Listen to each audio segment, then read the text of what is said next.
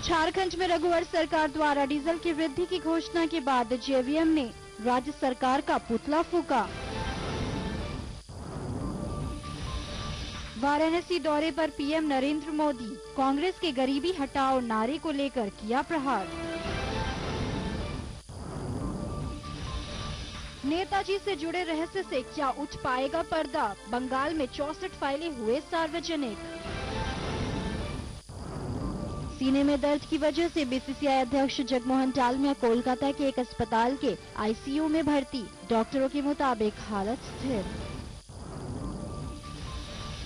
LJP ने जारी की 12 उम्मीदवारों की पहली लिस्ट, 3 रिश्तेदारों को दिया टिकट।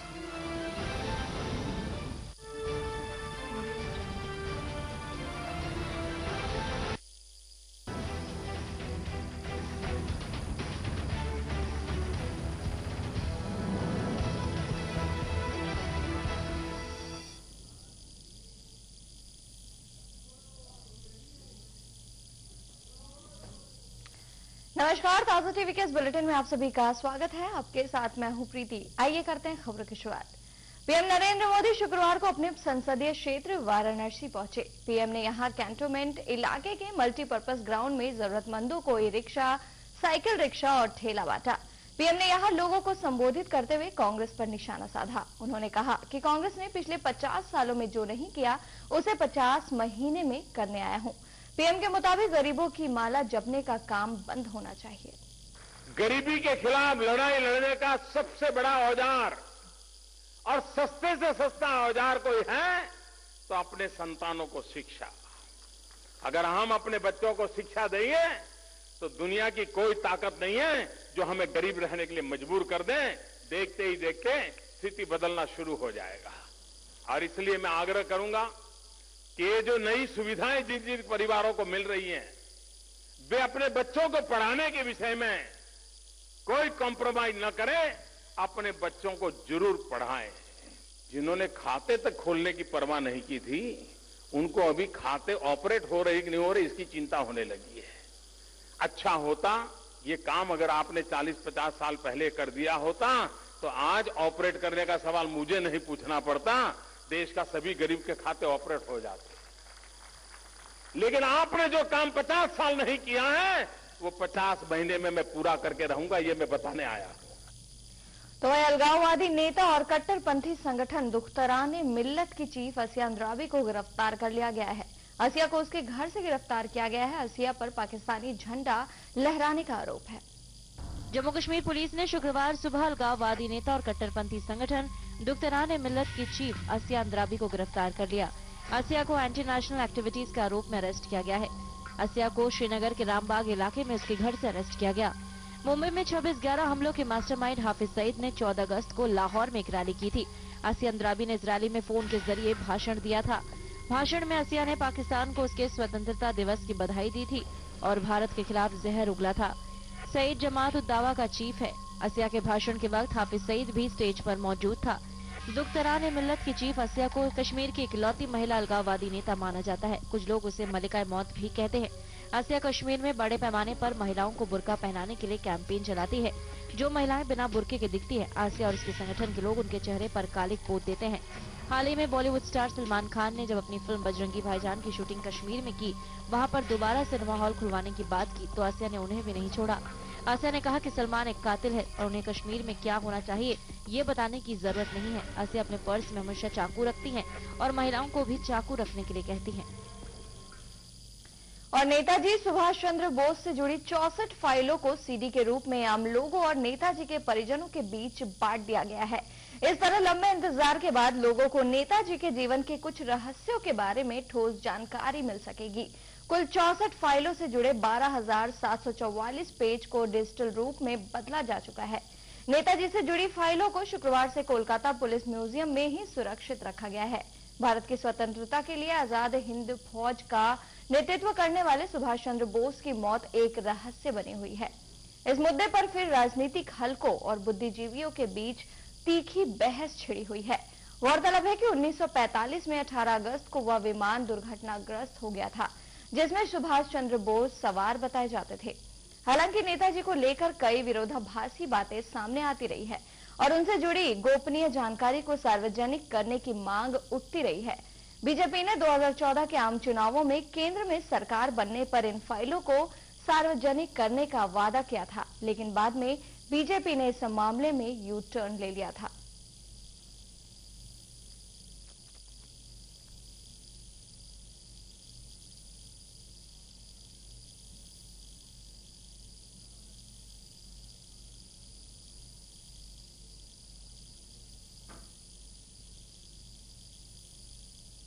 और इस मसले पर बंगाल के मुख्यमंत्री ममता बनर्जी ने क्या कुछ कहा है, आइए सुनते हैं।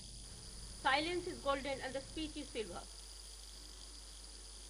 We want to know the truth. Why? I don't think why should not we disclose this, all this classified? Because nowadays it is we maintain always the transparency, accountability and credentials and the credibility. And this is a demand from the beginning, from all the sides and all the corners, that we must know the truth and truth must come out. Let the good sense prevail among all of us. Why we should be worried and why we should hurry the things? Let it come out. Today or tomorrow it will come out. You cannot suppress the truth. Truth is better than anybody. Truth is better than any important thing. It will come out one day. Like this today we started, I think it is the beginning. Let the central government also disclose the file. Let the people should see it. Let the people should judge it. That is our intention. I will not tell you that, yes, what happens. What you can guess, I can guess also. Let the country also face the reality. The reality bias that the missing of Netaji Subhash Chandra Bose, the actual truth may come out to the people. If there is nothing to hide, then why don't you declassify it? But I feel what I feel from my childhood, the truth of Netaji Subhash Chandra Bose's missing must come out. There are so many rumors, there are so many gossip, there are so many information is coming, information, disinformation. So I think that truth should come out. This is the time. Now let truth come out. और जो बात है, ऐसे बहुत सारे letter भी हैं जिसमें थोड़ा थोड़ा हम लोगों ने देखा, इतना जल्दी में इतना पेपर तो देखने का मौका नहीं मिलते हैं, लेकिन इसमें भी देखा कि कभी बहुत सारे कहते हैं कि इधर में है, उधर में नहीं मिला, उधर में नहीं मिला, जिंदा था 45 का बाद में भी ऐसा है थोड़ा।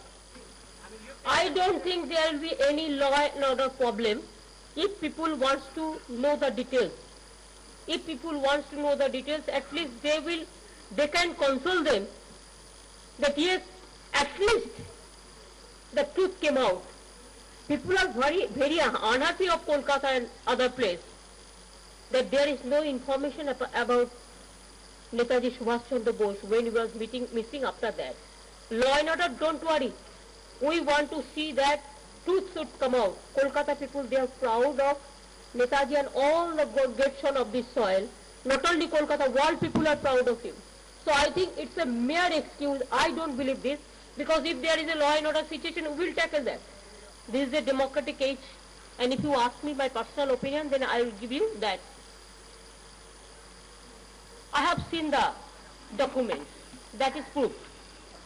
The documents itself prove, yes, spying is there. I have seen the document just now also. When I hand over all these papers to you, then I have seen it. Unfortunate.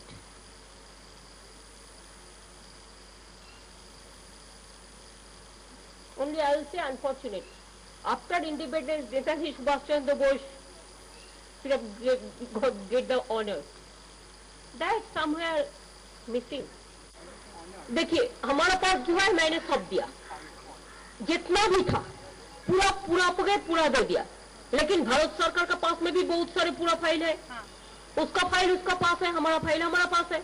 हमारा जो file है हम दे दिया, उनका पास क्या file है मेरे को पता नहीं है, लेकिन जो भी फाइल है जला देने से कुछ नहीं होता। किसी न किसी का पास तो कोई ना कोई डॉक्यूमेंट रहता ही है। विश्व भर का होता है जो देश का सैल में लड़ते हैं, जो देश को मिट्टी की आजादी करने के लिए जो अपन को बलिदान दिया है, कुर्बानी दिया है। कुर्बानी मीन्स खाली जिंदगी देने से कुर्बानी नहीं होता है, पूरा जिंदगी भर संघर्ष करते हैं जिन्होंने। तो क्या इतराज है? अगर कोई है बायलैटरल मीटिंग तो इसको बायलैटरल मीटिंग का फैक्टर इतना सब देश भर जाते हैं इधर उधर। अगर गवर्नमेंट ऑफ इंडिया को कोई इसमें कमेटी बनाना चाहिए तो बना दीजिए ना, हम लोग कर देंगे। देखिए, हम किसी को नाम पे कुछ नहीं बोलेंगे, एक टिप्पणी करना ठीक नहीं है। कौन है, किसके लिए है, क्या है, वो हमारा अभी जानकारी डिटेल्स नहीं है। अब आइए रुक करते हैं अगली खबर की ओर। सीने में दर्द की शिकायत के बाद बीसीसीआई अध्यक्ष जगमोहन डालमिया को गुरुवार रात कोलकाता के अस्पताल में भर्ती कराया गया, जहां उनके दिल का ऑपरेशन किया गया। अस्पताल जाकर डालमिया से मिलने वालों में सौरव गांगुली भी शामिल थे। सीने में दर्द की शिकायत के बाद बीसीसीआई अध्यक्ष जगमोहन डालमिया को गुरुवार रात कोलकाता के अस्पताल में भर्ती कराया गया, जहां उनके दिल का ऑपरेशन किया गया। अभी उनकी हालत स्थिर है। अस्पताल के सूत्रों के मुताबिक सुबह में वो बिना किसी सहारे के शौच गए और नाश्ता किया। कहा जा रहा था कि डालमिया को विदेश ले जाया जाएगा, पर ऐसा नहीं होने वाला है। सीएबी के कोषाध्यक्ष और डालमिया के बेहद करीबी विश्वरूप दे ने कहा कि विदेश जाने का प्रश्न ही नहीं उठता है। वैसे आपको बता दें कि खबर फैलते ही अस्पताल जाकर डालमिया से मिलने वालों का तांता लग गया। सौरभ गांगुली, फिरहाद हकीम, अरूप विश्वास सहित कई लोग बीएम बिरला पहुंचे। 75 वर्षीय क्रिकेट प्रशासक की पिछले कुछ समय से तबीयत ठीक नहीं है। ब्लॉकेज पाए जाने के बाद डालमिया के दिल की सर्जरी की गई। डालमिया को आईसीयू में भर्ती कराया गया है। और फिलहाल यहाँ रुकेंगे एक छोटे से ब्रेक के लिए, बने रहिए हमारे साथ।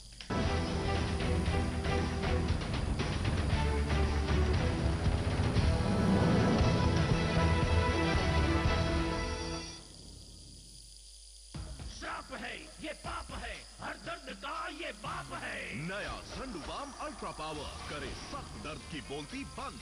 संडूबाम अल्ट्रा पावर, जबरदस्त दर्द की बोलती बंद। नया संडूबाम अल्ट्रा पावर, साथ ही संडूबाम और बच्चों का संडू जूनियर जेल बाम। राजनीति की बिसात पर मोहरों की हर चाल, कब कौन से बयान से मचा बवाल। कूटनीति की इस जंग में जहां सब जायज है, जहां खबरें भी लगाती हैं एक दूसरे से आगे निकलने की रेस। देखिए ताजा विशेष। ताजा विशेष देखिए सोमवार से शुक्रवार रात 8:30 बजे आपके अपने ताजा टीवी पर। This programme is brought to you by fair and handsome instant fairness face wash. कहिए बिंदास, तो बताइए बिंदास बोल पर आप क्या कहना चाहते हैं? रहिए बिंदास और लाइव शो के जरिए आपको मिलेंगे न्यूज फैंस एंड फैशन फंदास। और बोलिए बिंदास, मैं आपके साथ करूंगी बिंदास स्टाइल में कुछ चटपटी बातें, क्योंकि ये है बिंदास बोल। प्यार का इजहार या गलती का इकरार, होंगी बातें दिल से दिल तक। टीवी की दुनिया का अनोखा live show, blue blood, red blood, blue blood, red blood. अगर आप कर सकते हैं इस टंग ट्विस्टर को क्रैक, तो जुड़िए हमारे साथ बिंदास बोल में, जहां आप कर सकते हैं दिल खोल के बातें। तो नाराज हैं आपके दोस्त और आप मनाना चाहते हैं, तो बताइए कैसे मनाएंगे आप? तो जुड़िए बिंदास बोल से सोमवार से शुक्रवार शाम 6 से 7 आपके अपने ताजा टीवी पर। सांस की तकलीफ, कब्जियत, बवासीर, चेहरे पर मुहासे, सनबर्न, झाइयों के दाग, घुटने में दर्द, कमर दर्द, जोड़ों का दर्द, साइनस की किसी भी समस्या से मुक्ति पाने के लिए रोजाना देखें रंगोली आयुर्वेद अनुसंधान। शनिवार दोपहर 2 बजे लाइव और रोजाना दोपहर 12:30 बजे।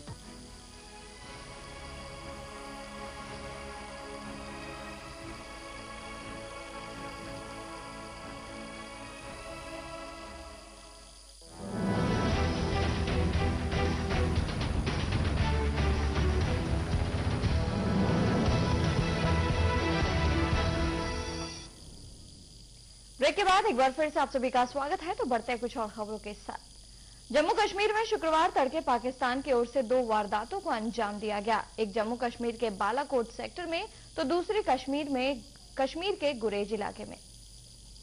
जम्मू के बालाकोट में पाकिस्तान की ओर से भारी फायरिंग हो रही है, जिसमें एक शख्स जख्मी हो गया। आसपास के कुछ और सेक्टर्स में भी पाकिस्तान की ओर से फायरिंग हो रही है।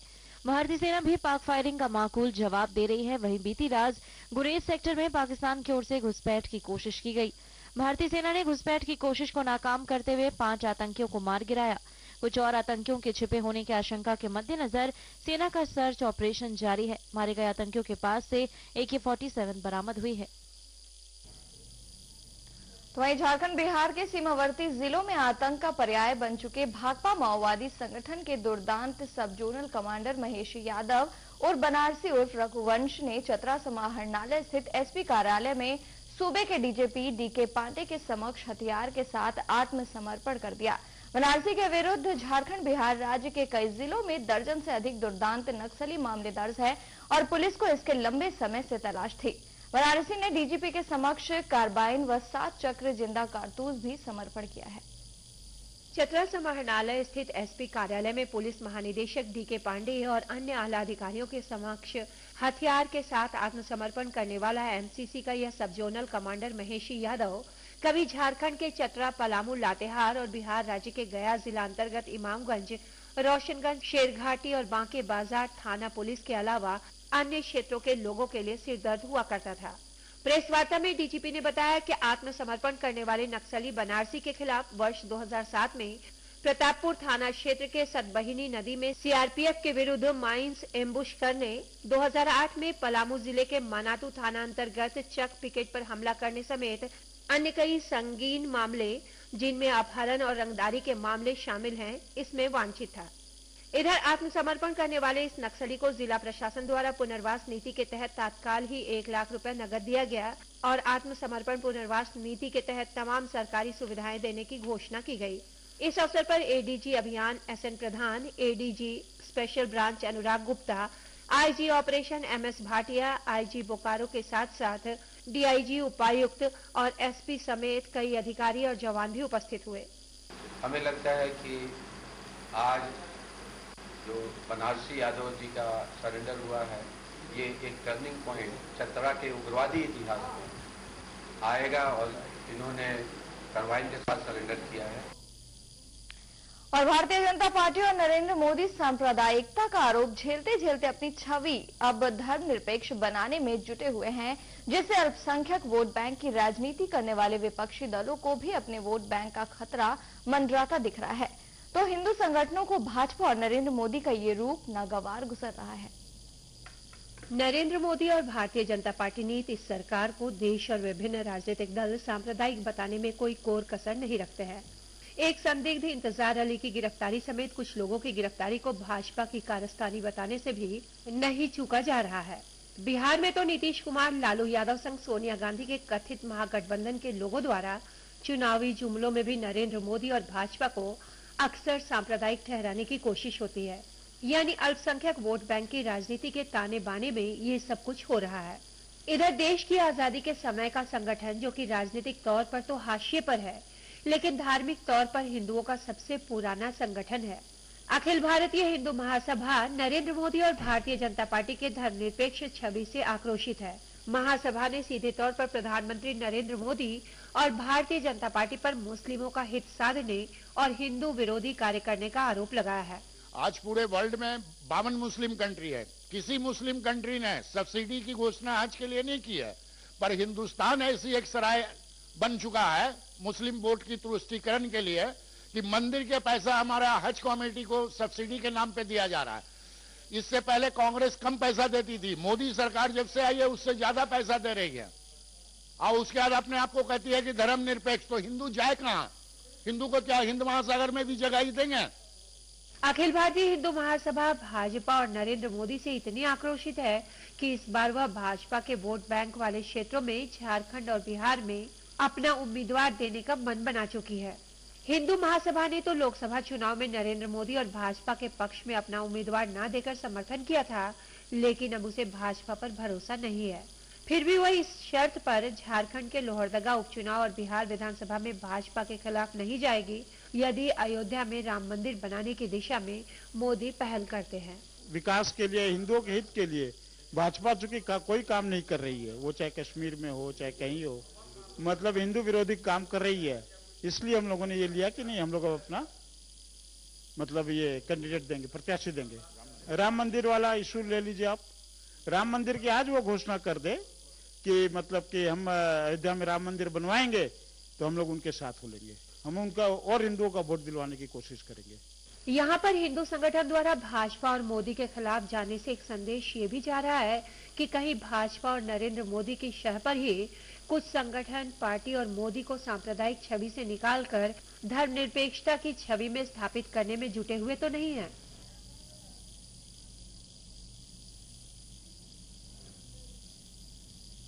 और फिलहाल यहाँ रुकेंगे एक और छोटे से ब्रेक के लिए, बने रहिए हमारे साथ।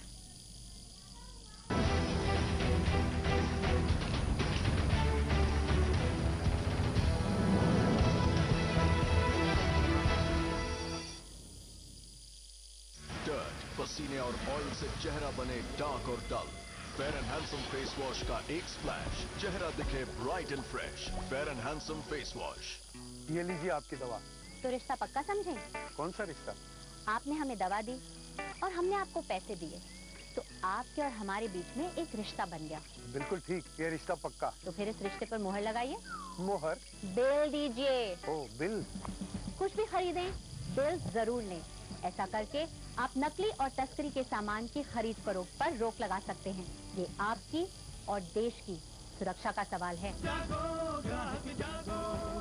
लेडीज हो जाइए तैयार, अब लगेगा आपके जायके में तड़का। डॉक्टर बताएंगे सेहत से जुड़ी हर बात, जानेंगे हर महिला की अपनी पहचान, साथ ही बताएंगे आपको फैशन फंडाज।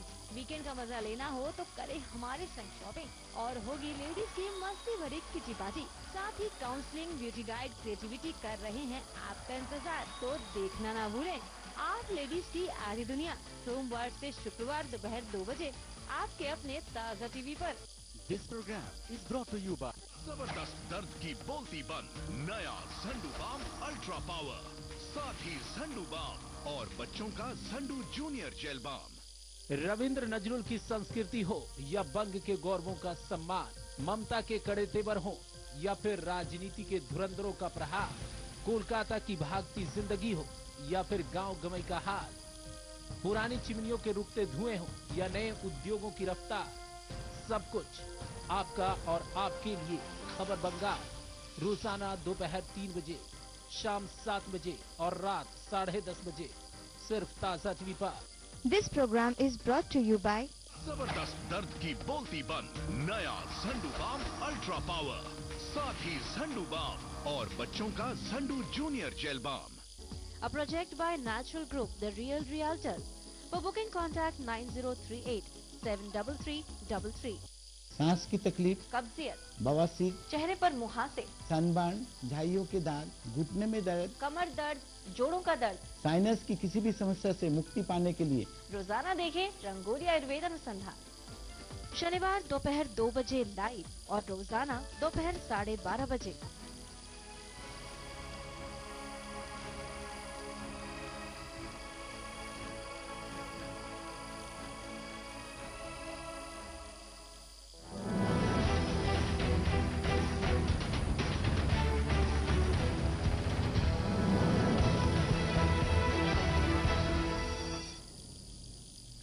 ब्रेक के बाद एक बार फिर से आप सभी का स्वागत है। तो बढ़ते कुछ और खबरों के साथ। झारखंड के cabinet minister doctor Louis Marandi ने जामताड़ा के पर्वत विहार स्थित आश्रम बालिका विद्यालय का उद्घाटन किया। मौके पर जामताड़ा डीसी सुरेंद्र कुमार, एसपी मनोज कुमार सहित पूर्व कृषि मंत्री सत्यानंद झा बाटुल भी उपस्थित थे।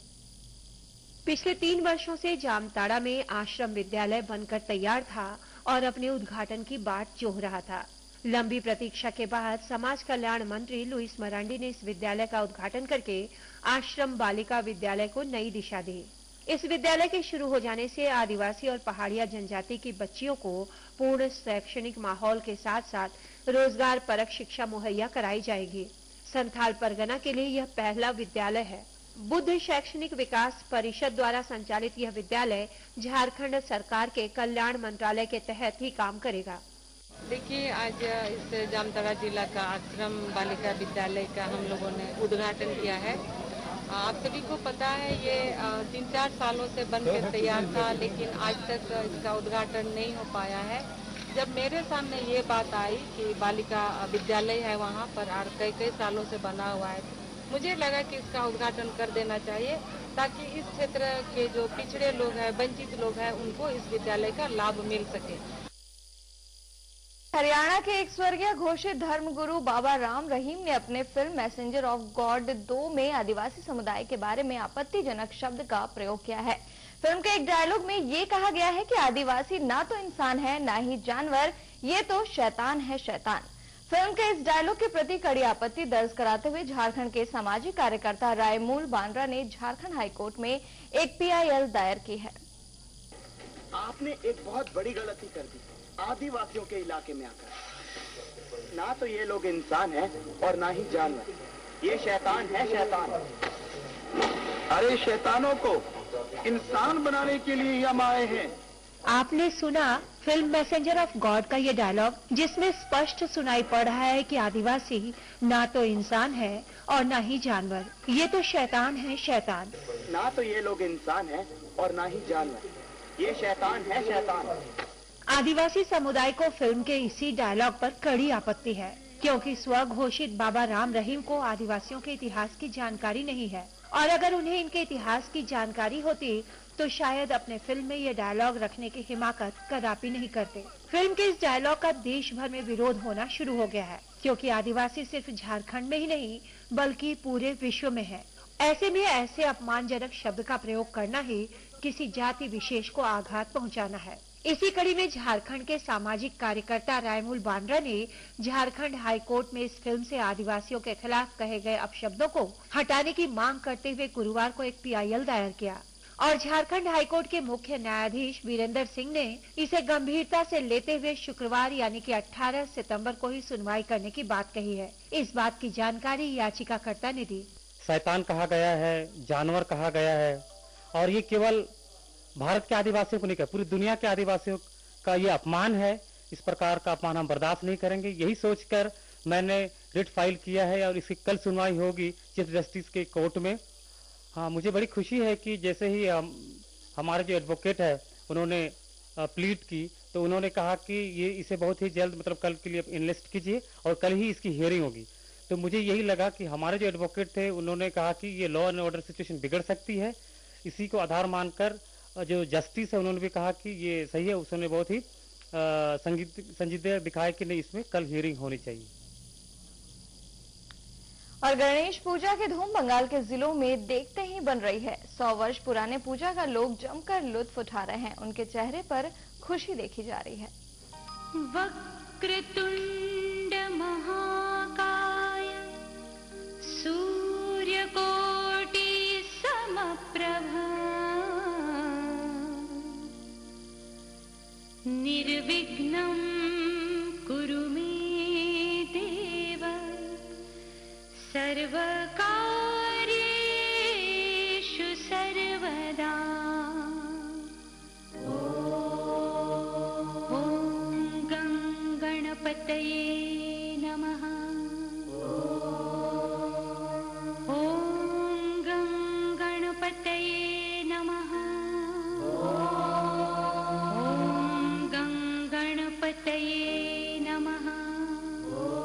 महाराष्ट्र के तर्ज पर बंगाल में भी भव्य गणेश पूजा का आयोजन किया गया है। गणेश चतुर्थी के अवसर पर टीटागढ़ में धूमधाम से गणेश उत्सव का आयोजन किया गया। महाराष्ट्र के तर्ज पर बंगाल में भी गणेश उत्सव की चलन दिनों दिन बढ़ती जा रही है। टीटागढ़ में बड़े स्तर पर गणेश पूजा का